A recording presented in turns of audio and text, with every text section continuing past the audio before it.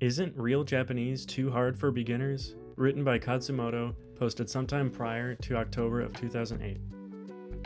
This is an answer to an email which raised some really cool questions, so here it is for your benefit.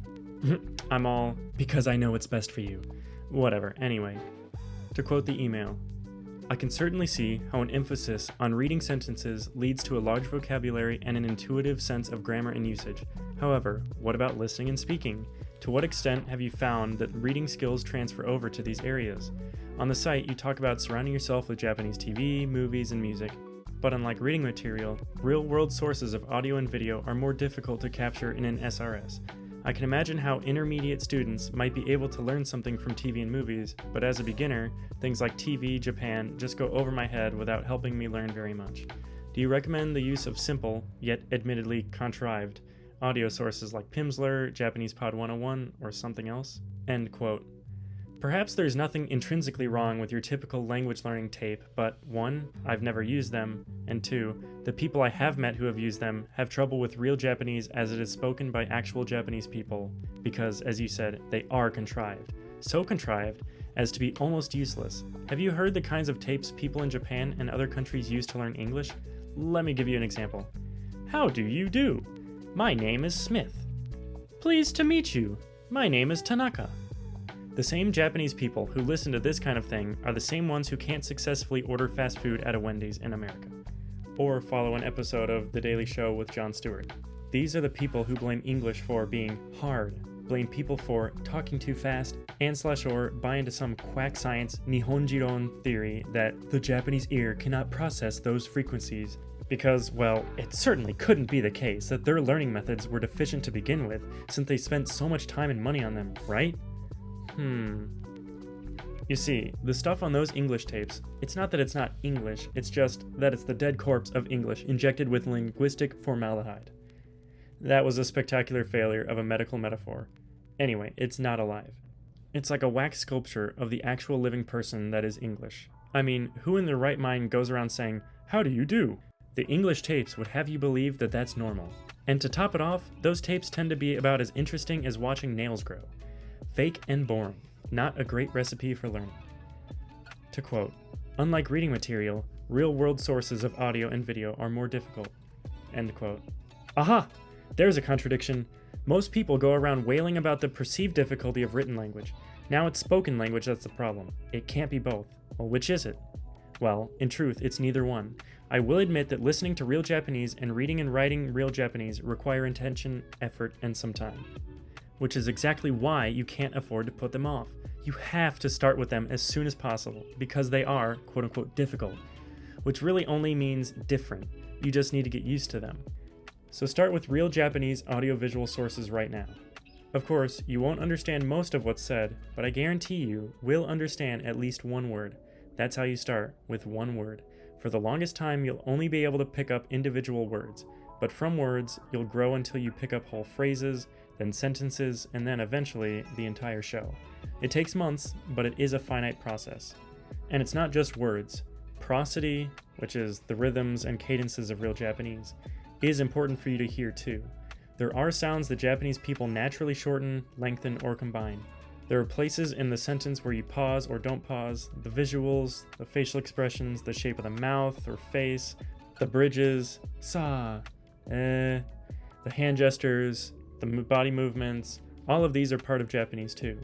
A part that is a heck of a lot more easily, more enjoyably, and more effectively, in terms of memorization, learned by direct observation than by having some textbook just list them for you. Of course, it's rough when you start, but it gets easier. In the beginning stages, take words you hear on TV and get short sentence examples of those words, then build on that. Nouns, of course, are a big part of any language. Always learn a noun together with a verb that acts on it. Adverbs with verbs, adjectives with nouns. Pay attention to what particle, wo, ni, de, etc., is used with it. Start taking small, single steps every day while literally keeping your eyes and ears on the prize. Reading, speaking, and understanding real Japanese. And you will get there. It's not a matter of whether, but of when. And the more time you spend on it on a day-to-day basis, the sooner when will come. The more you are exposed to real Japanese, the more comfortable you will become in it. It will become your default daily reality because you'll have made it so. I don't actively oppose audio learning tapes like I oppose classes, but it seems to me that they give you a false sense of security and achievement. In reality, Japanese is never going to be spoken as slowly, clearly, and precisely as it is on those tapes. People, especially women, are going to talk fast. Men are going to mumble. Things are going to be shortened. Azaimasu is as common and natural as arigatou gozaimasu. Better that you face reality on a daily basis from the beginning than be lulled into safety only to have it pounce on you suddenly. The fact that people who listen to language tapes of Japanese or French or whatever are still floored when they go to the country only underscores the fact that those tapes can't have been such great preparation in the first place.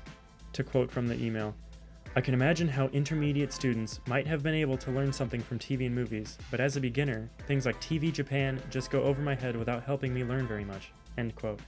Right, that is true, but I would still recommend that you watch as much TV as possible. Having said that, understanding only bits and pieces can be unsatisfying after a while. That's why I also recommend Japanese dubbed versions of movies and TV shows you already know and like. In my case, that means lots of things like Star Trek, CSI, Monk, The OC, and Independence Day. You know the premise, you understand the relationships, you know the plots, and you may even have all the dialogue memorized. So it becomes a matter of seeing and hearing the stories you love recounted in Japanese. Since you know what's happening, you can focus on the Japanese. I found it to be fun, effective, and satisfying. Even crappy B-movies turn to gold in Japanese because the predictability of the plot and dialogue frees you from figuring out what the heck is going on here, allowing you to focus on, oh, that's how you say arm photon torpedoes in Japanese. You never know when you might need to have a photon torpedo armed, smiley face. In terms of learning languages, cause and effect behave strangely. If you want to get good at listening to real Japanese, then the way to do it is by listening to real Japanese. In other words, being able to function in real Japanese settings is both the effect and cause of exposure to real Japanese settings. Language tapes makes you feel like you are really learning something.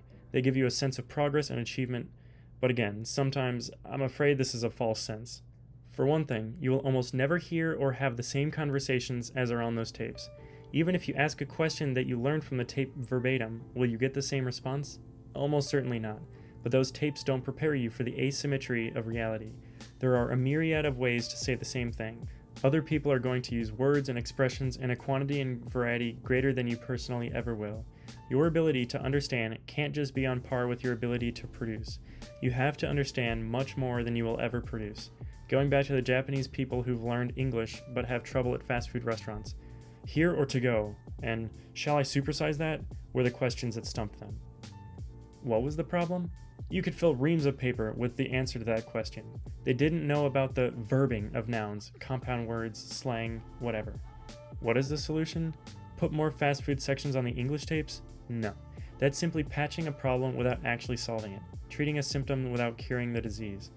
You can't just increase the amount of vocabulary either, at least in part because the obvious basic features of a language, standard grammar structures, non-vocabulary, alone will not allow you to function smoothly in that language, not even close. As much as the obvious features of a language are necessary, equally necessary is a deep or deeper understanding of the underlying logic of a language. I don't know what this understanding should be called. Some people call it an instinct or an intuition, but that almost sounds too intangible because whether or not someone understands this underlying logic very tangibly makes or breaks them in a language. Not understanding this underlying logic is the cause of translations that are grammatically and syntactically correct, but they just don't work. They just don't sit right. They're awkward, stilted, they're not wrong, yet they are completely wrong. For proof, watch any Japanese TV commercial with English in it. For your number one, inspire the next. There are linguists who devote their careers analyzing and explaining this underlying logic, and that's a good thing. Meanwhile, textbook writers try, and almost always fail, to codify this logic, which leaves a student confused, or they ignore and sidestep it, leaving a student ignorant and defenseless. After months or years of fake, whitewashed textbook-style Japanese, some students never recover from the shock of real Japanese and give up, mystified and mystifying this impossible Eastern language, because you know those East Asians so inscrutable. Eyes roll into back of head. I believe that the individual wanting to become a native-like speaker is best off training her brain's instinct to simply do it, to get it right and keep it real from the beginning. Leave the analysis for the academic discussion because it's too long-winded and clumsily worded to be useful anyway. You need to know real Japanese, and you need to know it soon. You need to be flexible, fast on the uptake, and quick on your feet.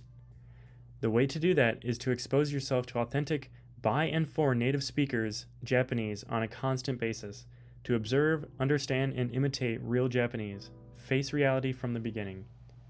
And that's not all. Don't even get me started on different regional accents.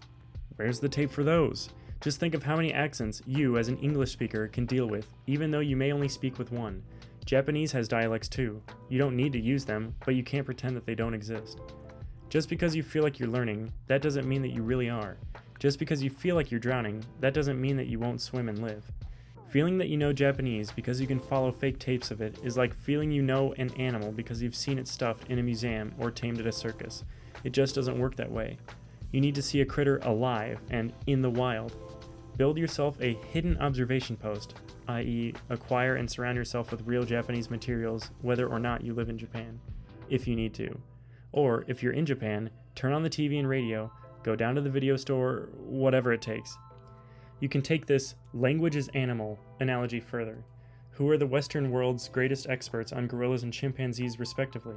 Diane Fossey and Jane Goodall. Both these people literally surrounded themselves with the subject of their study. They didn't go to a circus, the museum, or a zoo. They went to forests in Cameroon and Rwanda to see the real thing. It's not that they were smarter than their colleagues, they just had better methods. The same goes for language, except that language has the benefit that you don't have to travel to it in order to feel the realness. The very nature of language allows you to experience it across space and time. In other words, you can bring the language to you.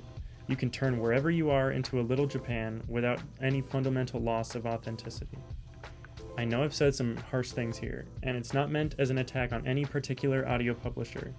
They are all trying their best to help people, and there are, in fact, realistic audio tapes out there. I use some for Chinese ones. But I definitely get the impression that these are few and far between, the exception rather than the rule. The same company will produce one or two good, realistic tapes, but then put out a lot of cookie-cutter stuff too. When learning a language, having fun is crucial. If something gets boring, take a break. If something is always boring, throw it out.